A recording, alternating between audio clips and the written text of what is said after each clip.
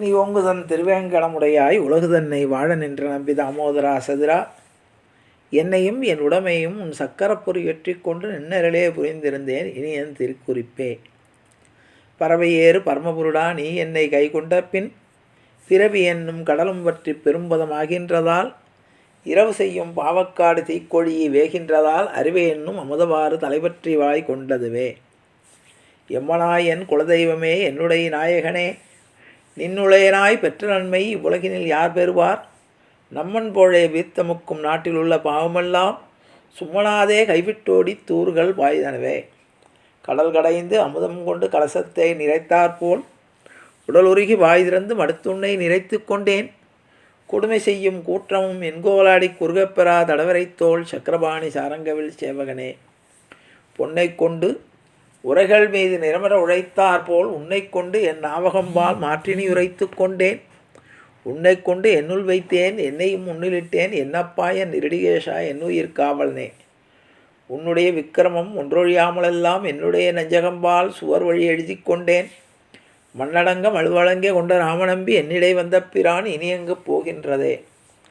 பருப்பதத்து கயல் பொறித்த பாண்டியர் குல அதிபதி போல் திருப்பொழிந்த சேவடியன் சென்னியில் மேல் பொறித்தாய் மறுபொசித்தாய் மல்லடர்த்தாய் என்றென்றும் உன் வாசகமே. உருப்பொழிந்த நாவினேனே உனக்குறித்தாக்கினையே. தடவரைவாய் முளிர்ந்து மின்னும் தமிழ நெடுங்கொடி போல் சுடரொழியாய் நெஞ்சினுள்ளே தோன்றுமென் ஜோதி நம்பி வடதடமும் வைகுந்தமும் மதில் துவராபதியும் இடவகைகள் இகழ்ந்திட்டு என்பால் இடவகை கொண்டனையே. வேயர்தங்கள் குலத்துதித்த விட்டு சித்தன் மனத்தே கோவில் கொண்ட கோவலனை கொழுங்குளிர்முகில் வண்ணனை ஆயிரேற்றை அமரர் கோவை அந்தனதம் அமுதத்தினை சாயபோல பாடவல்லார் தாமும் அணுக்கர்களே. எங்கெங்கே பார்த்தாலும் எவ்வுயிருக்கும் அவ்வுயிராய் அங்கங்கிருப்பது நீ என்றோ பராபரமே. தாய்மானவர் சுவாமியுடைய பாடல் இது. எல்லோருக்கும் அடியனுடைய பணிவான நமஸ்காரங்கள். மகாபக்த விஜயம் என்னும் தலைப்பிலே நாம் வடதேசத்து மகான்களுடைய சரிதங்களை ஒவ்வொன்றாக அனுபவித்து வருகிறோம். அதிலே இன்றைய தினம் நாம் காண இருப்பது 50வது மகானாக ஸ்ரீ லாடு பாபா என்பவருடைய சரிதம். கடவுள் பெயரால் கொலையும் செய்வதும் உயிர் பலியிடுவதும் நெடுநாட்களாக இருந்து வரும் ஒரு கொடிய பழக்கம். இந்த கொடிய செயல் என்பதை பல முறை பல பெரியோர்கள் தோன்றி அதை வலியுறுத்தி காட்டியும் நாம் இன்னும் அதை தொடர்ந்து வருகிறோம் என்பது மிகவும் வருத்தத்திற்குரிய விஷயம். புத்தபிரான் பிம்பிசாரனதுடைய யாகத்திற்கு சென்ற ஆட்டு மந்தைகள் நொண்டி ஆட்டுக்குத்தியை சுமந்து சென்று,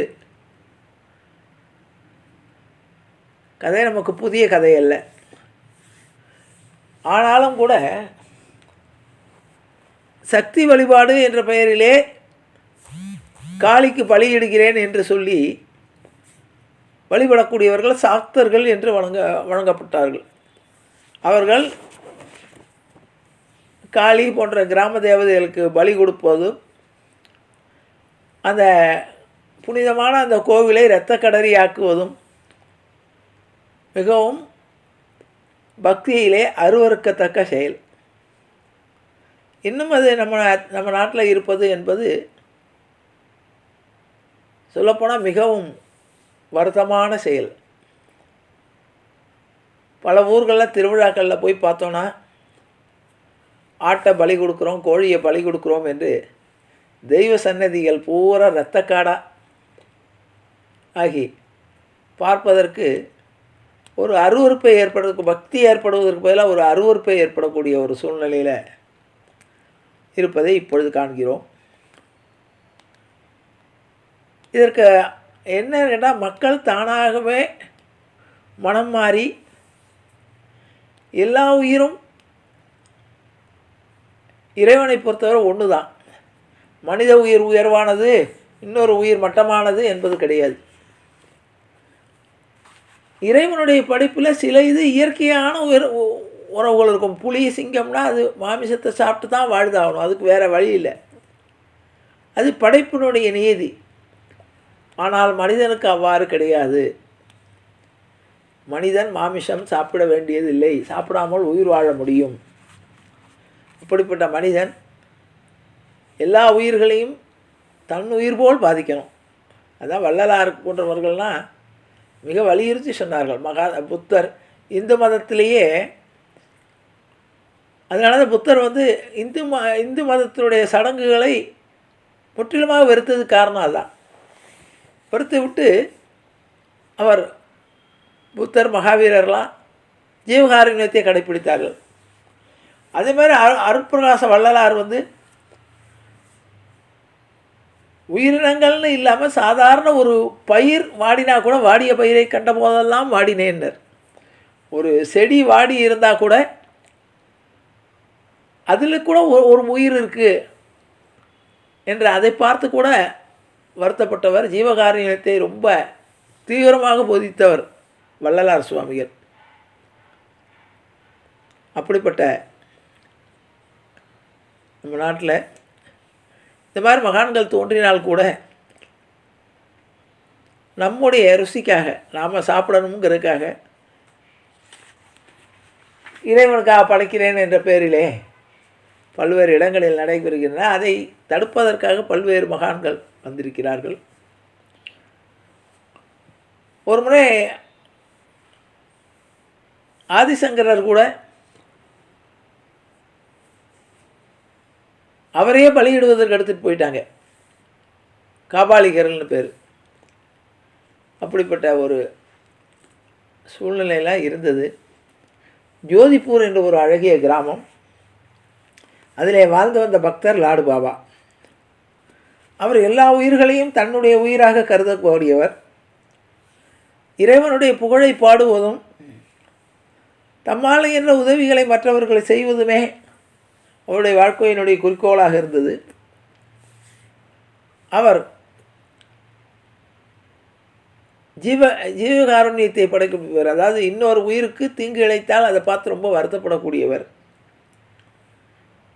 ஒரு உழவர் தன்னுடைய மாட்டை அடித்து வேகமாக போன்னு விரட்டுவதற்காக, உழுவதற்காக விரட்டப்போ அதை பார்த்து கூட அவரை கண்டித்து அந்த மாட்டை தட்டி கொடுத்து வேலை வாங்கணும் என்று சொல்லி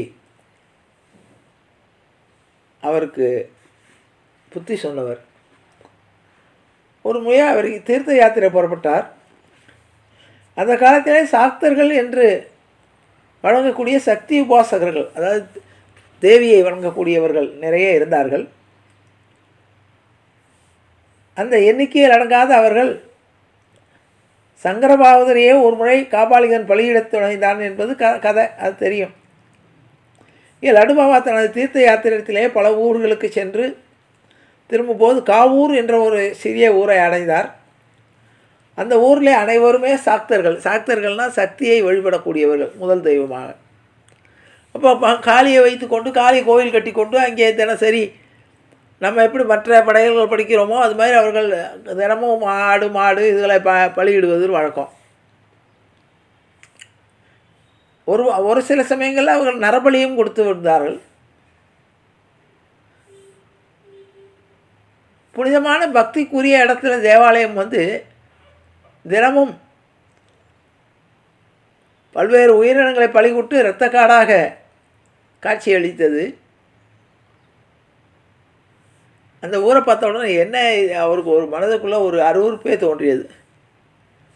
என்ன இது ஒரு கொலகார பய ஊராக இருக்கே, தினசரி நூற்றுக்கணக்கான ஆடுகள் மாடுகள் இது மாதிரி உயிரினங்களை பலியிட்டு, ஆலயம் என்பது ஒரு மன அமைதியை கொடுக்கக்கூடிய ஊடாக இருக்கணும்.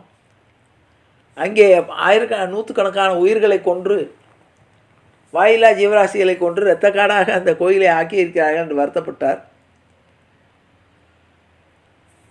அவர் அந்த கோயிலுக்குள்ளே நுழைஞ்ச உடனே அங்கே பார்த்த அங்கே இருந்த அந்த சாக்தர்கள், அதாவது அந்த காளி தேவியுடைய பக்தர்கள், ஆகா இவர் நல்லா அழகாக நன்றாக இருக்காரே, இவரை காளிக்கு பலி கொடுக்கலாமே என்று சொல்லி அவரை உபசரிப்பது போல் வாங்க கோயிலுக்குள்ளே வாங்கன்னு அழைத்து கொண்டு சென்றார்கள். உடனே அவர் மீது மஞ்சள் தண்ணியெல்லாம் ஊற்றி மாலையெல்லாம் போட்டு கொண்டு அவரை காளி சிலையின் முன்னால் நிற்கிறார்கள்.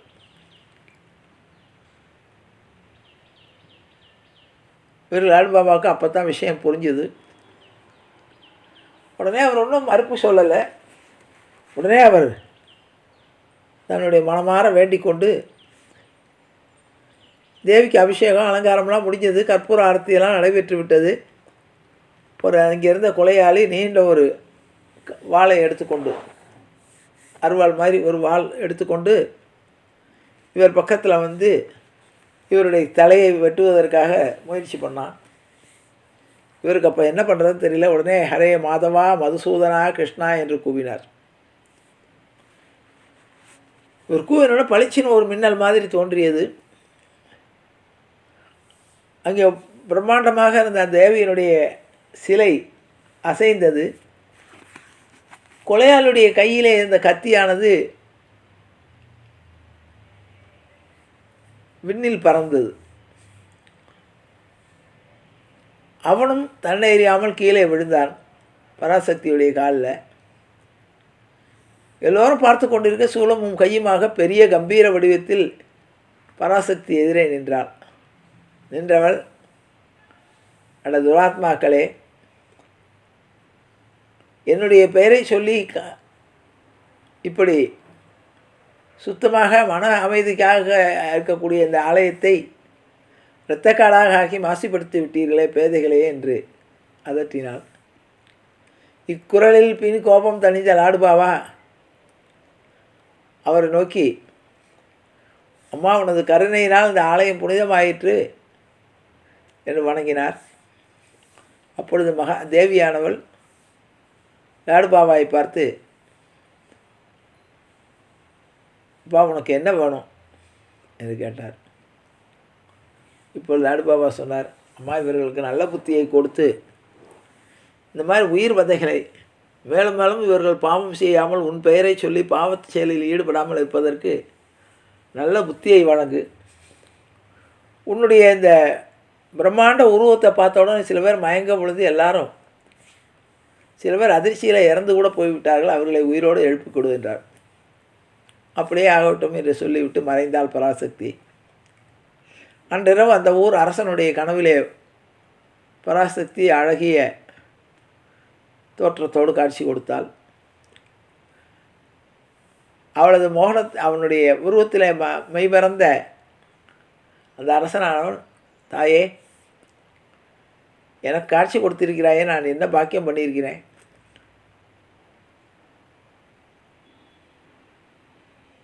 உனக்கு என்னம்மா வேணும் அப்படின்னு சொல்லி கேட்டார். ஏன்னா அரசன் அந்த காலத்தில் கோயில் கட்டுறது இது மாதிரி தெய்வ பணிகளில் ஈடுபடுறது, உனக்கு ஏதாவது குறை இருக்காமா இங்கே?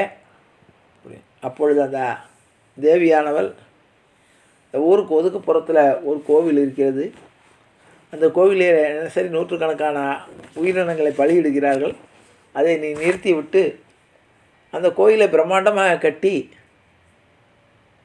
சாத்வீக முறையிலே பூஜை நடப்பதற்கு ஏற்பாடு செய் என்று சொல்ல அந்த அரசனும் அதற்கு ஒப்புக்கொண்டு அங்கே பலியிடுவதை தடை செய்து அதற்கு பதிலாக நாம சங்கீர்த்தனம் மற்ற விஷயங்களை ஏற்பாடு செய்து லாடுபாபாவை உடைய ஆலோசனையின்படி ஜீவகாருண்யத்தை போதித்து நன்றாக வாழ்ந்தார் என்பதை கூறி நிறைவு செய்கிறேன். ஜானகி காந்த ஸ்மரணே ஜெய ஜெய ராமராம். சத்குரு மகாராஜிக்கு ஜெய ஆஞ்சநேய மூர்த்திக்கு ஜெய. அறியாத பிள்ளைகளோம் அன்பினால் உந்தன்னை சிறுபேரழைத்தனம் சீரி அல்லாத ரிவானிதாராய் பறையலுரம்பாவாய் எற்றைக்கும் ஏழையில் பிறவிக்கும் உந்தன்னோடு உற்றோமே ஆகும் உனக்கே நாம் ஆட்செய்வோம்.